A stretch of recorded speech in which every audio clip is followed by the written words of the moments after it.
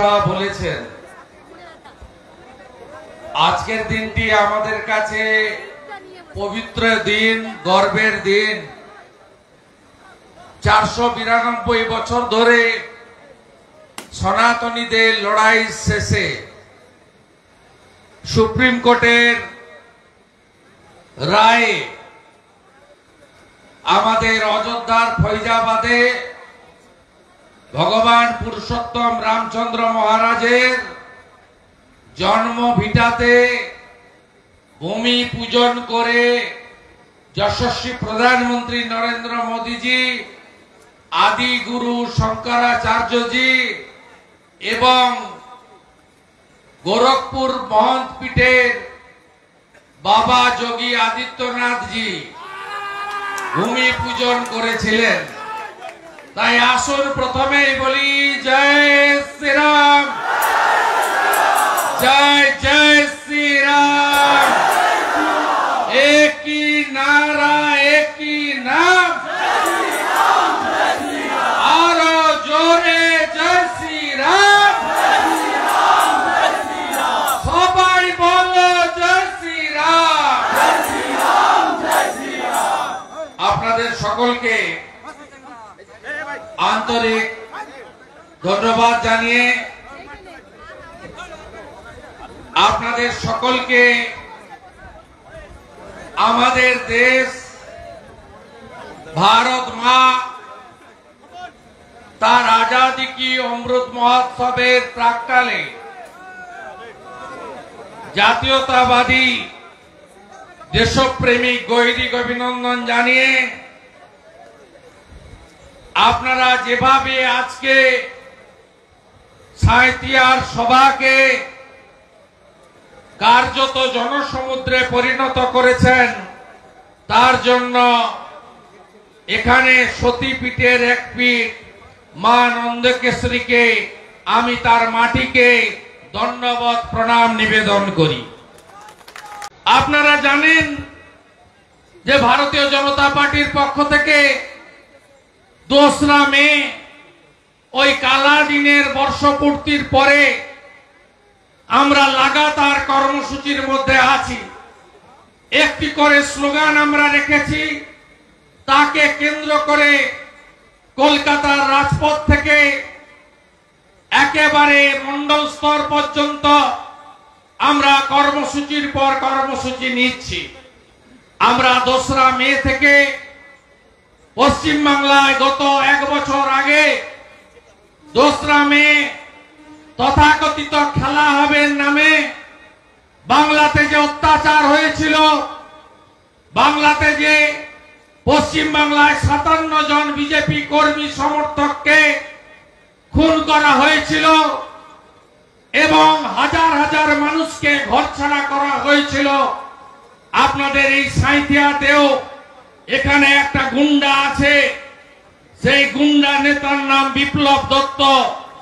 তার একজন তোলা তোলে, তার নাম হলো ডাকাত মুন্না। তার নেতৃত্বে সাঁইতিয়া শহর বাদ যায়নি।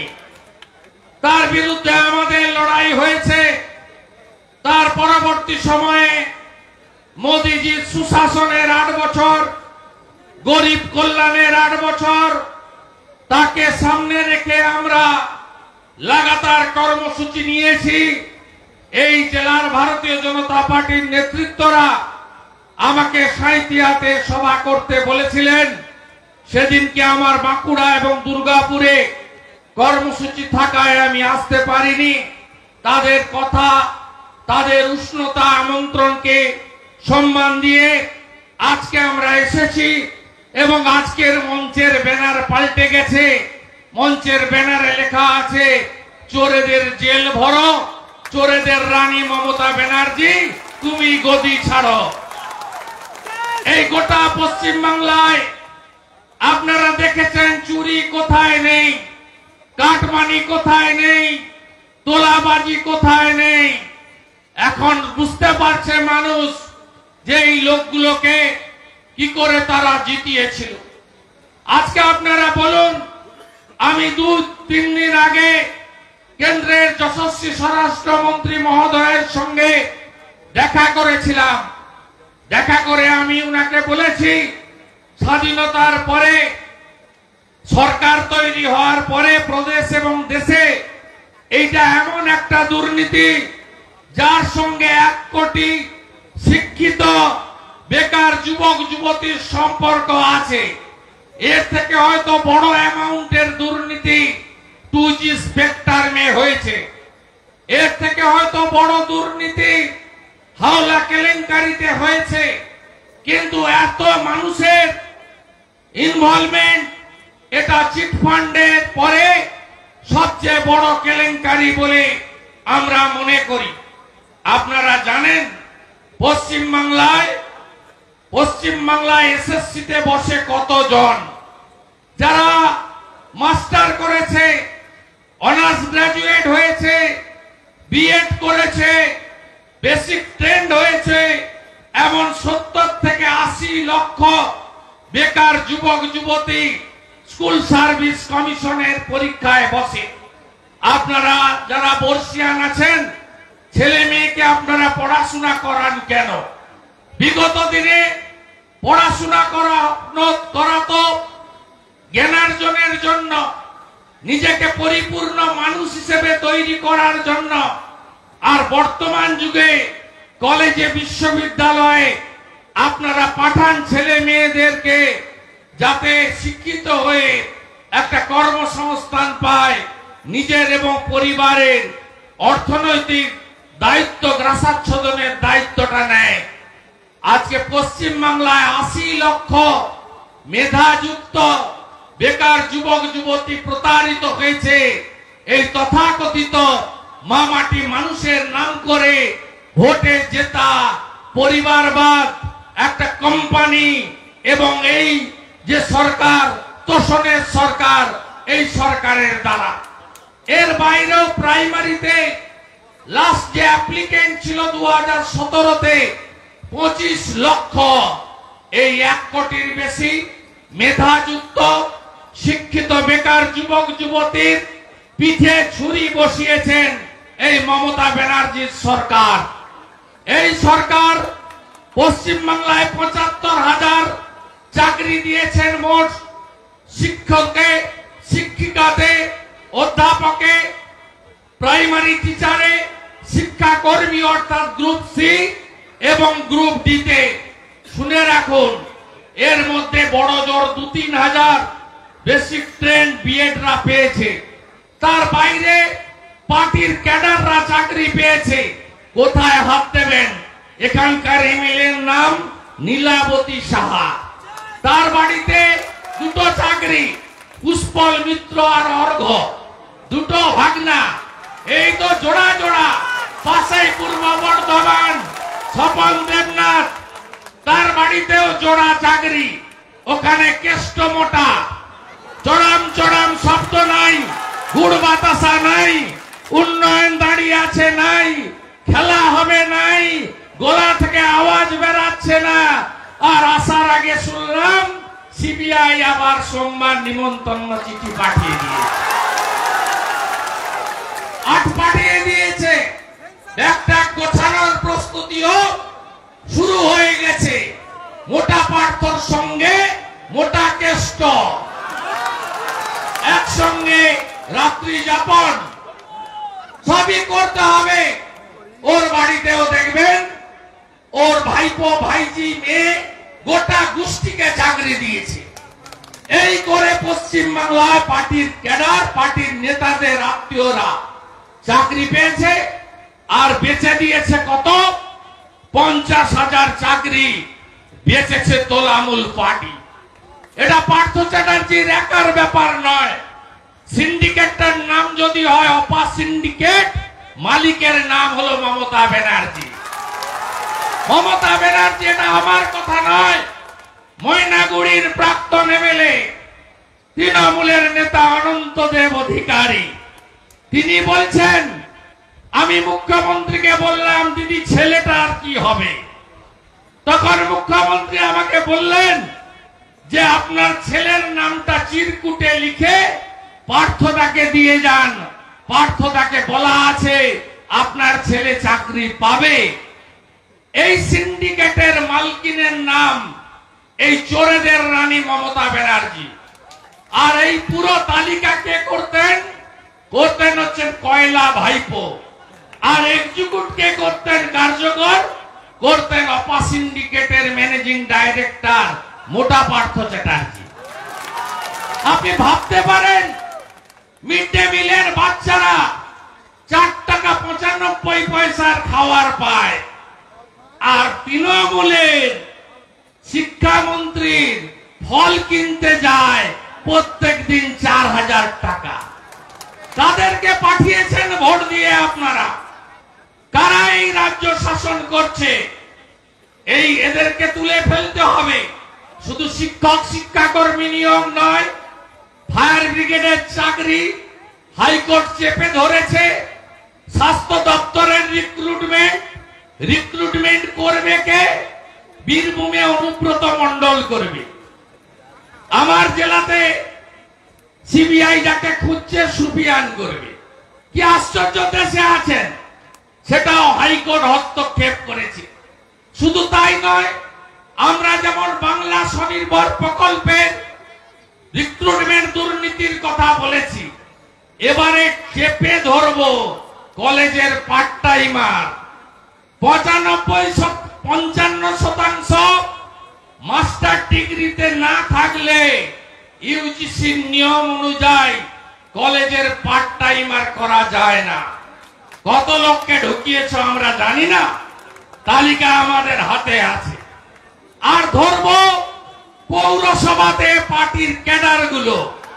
পৌরসভাগুলোকে পার্টি অফিসে পরিণত করেছে। এখানেও আছে।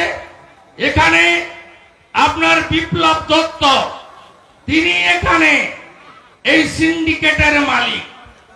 এই সিন্ডিকেট এখান থেকে টোল তোলে এবং এখানে ব্যাপক দুর্নীতি। প্রত্যেকটা কমিউনিটি হল কেন্দ্রীয় সরকারের গ্রিন সিটি মিশনের টাকায় তৈরি, সেই হলগুলোকে পার্টি অফিসে পরিণত করা হয়েছে। আজকে শুধু এই দুর্নীতির মধ্যে থাকলে হবে না।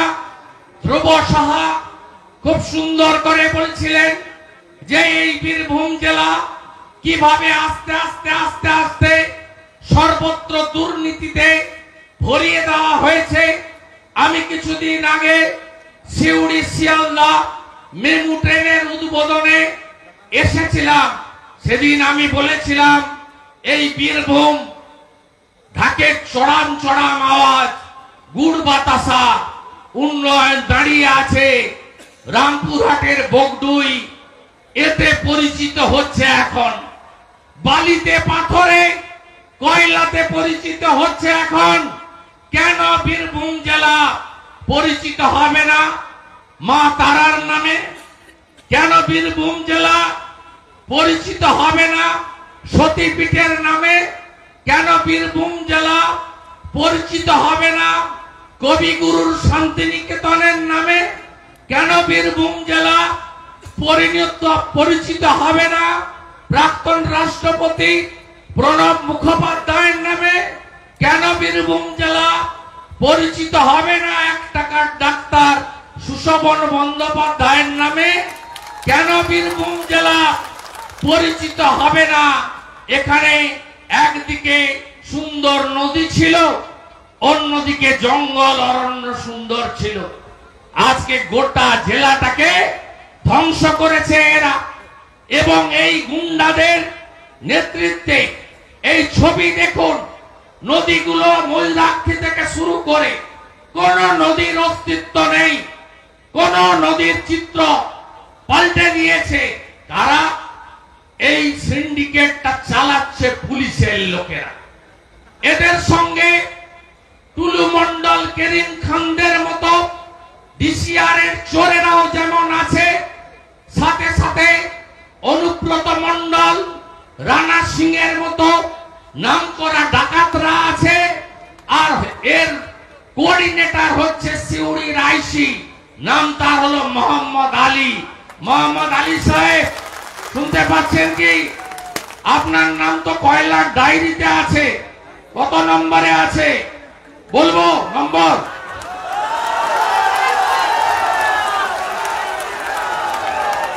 পেজ নম্বর 399, আলীবাবু। পুরুলিয়ার রঘুনাথপুর থেকে যে ডায়েরি পাওয়া গেছিল, যে ডায়েরি দিল্লির পাতিয়ালা কোর্টে চার্জশিটের সঙ্গে জমা দিয়েছে ইডি, তাতে এই মহামান্য আইসির নাম আছে। ইনি ভাগ করেন বালির টাকা, পাথরের টাকা, বা পশ্চিমবঙ্গ সরকার, ভারত সরকারের কোটি কোটি টাকা রাজস্ব লুট করে আজকে বীরভূম জেলাকে দুর্নীতির একটা চূড়ান্ত জায়গায় নিয়ে যাওয়া হয়েছে। সৃষ্টি হয়েছে ভাদু, সৃষ্টি হয়েছে আনারুল, একেবারে পাড়ায় পাড়ায় তৈরি হয়েছে। আপনাদের সাহস হচ্ছে তো? নামবেন তো ভালো করে, 15 দিন অন্তর ডাকলেই পাবেন। 4 মাসে আমার 8 বার আসা হয়ে গেছে, 8 বার আসা হয়ে গেছে। দেউচা পাচামি ভাবছেন 248 জনকে 10,000 টাকার চাকরি দিয়ে কয়লাটা বেচে দেব, কয়লা ভাইপো বেচে দেবে কাউকে? হবে না, হবে না, হবে না। 7টা জনজাতিকে পেয়ে গেছে। 2006 ফরেস্ট অ্যাক্ট, জনজাতি, আদিবাসী, মূলবাসী তাদের উৎখাত করে দেউচিয়া পাচামিতে আরেকটা ব্যবসা করতে দেব না। যেদিন পাচামিতে পাথর শুরু হয়, এই বেকার যুবক যুবতীদের চোখে স্বপ্ন দেখানো হয়েছিল, বলেছিল পাচামির পাথর চালু হলে কেউ বেকার থাকবে না। আপনারা কেউ বেনিফিট পান? পাথরের বেনিফিট কেউ পান? কারা দখল করেছে পাথর? কারা দখল করেছে? समझदार का तो इशारा ही काफी है। भादु अनारुल শকত মোল্লা আরাবুল এই কোম্পানির হাতে গেছে তো এরা পুরো পাথর খাচ্ছে আর পুলিশকে সাথে নিয়ে সর্বভোগরা বালিও খাচ্ছে। আমরা দেউচিয়া পাচামি এটা হতে দেব না। আর এদের সরকার খুব তাড়াতাড়ি বিদায় নেবে। এ তো সবে ভোরবেলা হয়েছে, সবে ভোরে পার্থ আপা আপনারা এতটুকু ভরসা চিন্তা করবেন না। ভরসা আমার উপর আছে তো, আছে তো। সিপিএম এর সূর্য যখন মধ্য গগনে, তখন ছোট মুখ্যমন্ত্রী লক্ষণ সেনকে আমি হারিয়েছিলাম 1,73,000 ভোটে। আর তোলামূলের সূর্য যখন মধ্য গগনে, পিসিমণি যখন বাংলার মেয়ে বলে মহিলাদের 500 টাকার লোভ দেখিয়ে আর মুসলমানদের এনআরসি করবে বিজেপি, তাড়িয়ে দেবে তোদের ভোট যদি আমাকে না দিস, এই মিথ্যা কথা বলে যখন তিনি জিতছেন তখন আমার কাছে হারছেন 1 নয় 5 6। ওষুধের নাম 1 নয় 5 6, দেখলেই আগুন জ্বলে যাচ্ছে। আর আমিও আপনাকে বলে দিই, আমিও নন্দীগ্রামে কৃষকদের নিয়ে আন্দোলন করালো, আমিও জঙ্গল মহলে নেতাইতে গিয়ে লাশ কুড়ানো লোক। এই মা হিন্দু বাড়ির ছেলে, আমি সনাতনে বিশ্বাস করি। স্নান করে সূর্য প্রণাম আর গায়ত্রী মন্ত্র উচ্চারণ করে দিনের কাজ শুরু করি।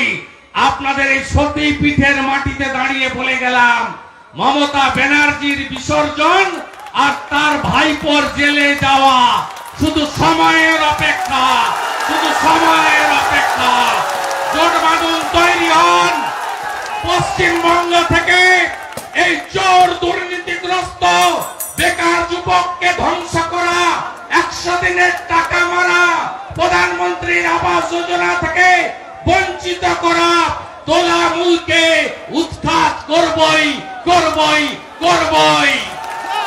আর এখানকার তোলামূলের এজেন্টদের বলি, খুব বড় বড় কথা শুভেন্দু অধিকারীর নামে, এইটা দেখুন তো চেকটা কি লেখা আছে, রুচিরা নারলা, রুচিরা নারলা, ব্যাংককের চেক, কাশীকর্ণ শাখায়।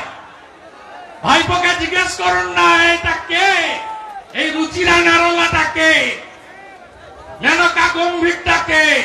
ভরসা রাখেন, 6টা বেজে গেছে, মুখ তৈরি হয়ে গেছে। এরপরে আমি সন্ন্যাসী মন্ডলকে বলে গেছি বোলপুরে হাঁটবো, বোলপুরে হাঁটতে হবে, কবিগুরুর জায়গায় হাঁটতে হবে এই লড়াইতে। আর সবাই বলবেন আমি ভারতীয়, আমি হিন্দু, আমি পরে এসসি, পরে এসটি, পরে ব্রাহ্মণ, পরে মাহিষ্য, পরে কায়স্থ, পরে কৈবর্ত। বলবেন আমি ভারতীয় আর আমি সনাতনী, এটাই হবে আমাদের পরিচয়। আমরা যদি এটা করতে পারি, পশ্চিম বাংলায় আমি জগন্নাথ চট্টোপাধ্যায় 5ই অক্টোবর বলেছি, আমি 5ই অক্টোবরের আগে অনেকে দুর্গাপূজা দেখতে পাবে না, ভিতরে থাকতে হবে বলেছি, আজও বলছি। কিন্তু মূল পিসি ভাইপো কোম্পানি 15ই ডিসেম্বরের আগে এরা খতম, নিশ্চিন্ত থাকুন। এবং জানুয়ারি মাস থেকে বাংলা শুদ্ধ হবে। এই বাংলা স্বামীজির মন্ত্র চোরাইবতী চোরাইবতী করে এগোবে। শ্রাবণ মাস, সবাই বলুন হর হর হর